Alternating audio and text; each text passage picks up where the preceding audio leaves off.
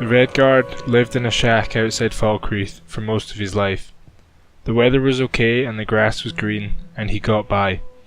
He lived with two friends. They'd all left Hammerfell many years ago and since had become accustomed to Skyrim. They went about each day and each night would come back and relax before getting back to work the next day. The Redguards lived a quiet life.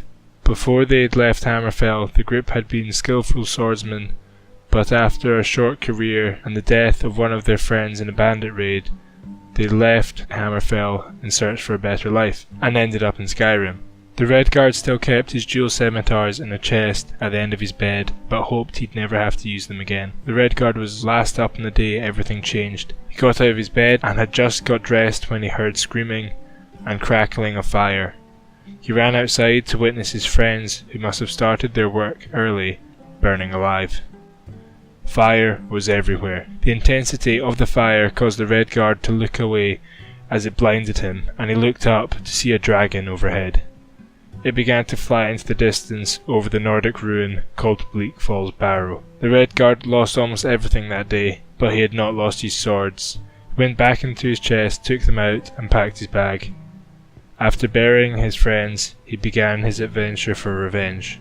So the stat spread is 0 in Magicka. You're not using Magicka at all. 1 in health and 1 in stamina. You want a large stamina pool, and equally you want a large health pool.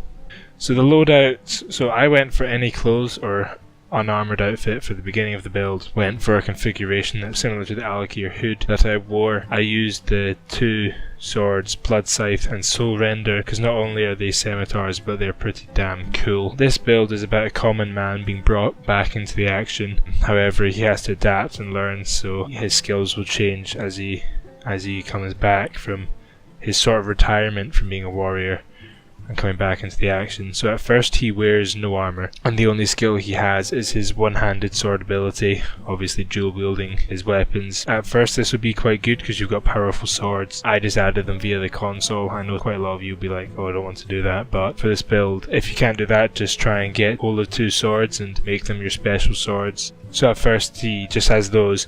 They're quite powerful swords at the beginning of the game obviously, but you're wearing no armour, and that's the only skill you're relying on. But as it gets more difficult, the character has to adapt. So at first he'll start sneaking to try and get closer to his enemies, so say magic users and archers, and then eventually he'll have to put on armour. Probably light armour's best for this sort of character. So I think you should go through the main story and companion quest line, and even Dawnguard. As you level, change the skills you use. Start off with just one-handed, as I said. This would be slightly difficult, but stick to a difficulty level, and as it gets harder, introduce the sneak and then eventually armour.